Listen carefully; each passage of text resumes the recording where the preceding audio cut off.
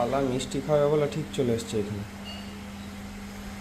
আমি পুজো করছি, তোমরা কি সকাল সকাল পুজো করো? পুজো করছে না, ও খাবে বলেই এসছে।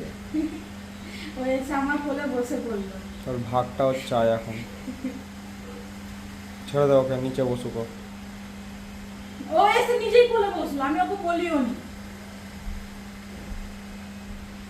খাবার জন্য কি না করে ও, একদম লোভী। মুখটা দেখ, দেখি তোকে সবাই বলবে এক তো শিয়ালের মতন দেখতে হয়ে গেছিস, তার আমি উপর পুজো লোভী। করি সকাল সন্ধে দুবেলা বসে বসে মায়ের কাছে, আমি পুজো করি। লোভী কুকুরে আমাদের। এখন নকুল দানার লোভে বসে আছে। হ্যাঁ হ্যাঁ, দে নকুলদানা দে এবার। নকুল দানাটা বার করলেও কেমন করবে? ঠাকুরকে প্রণাম করে নে।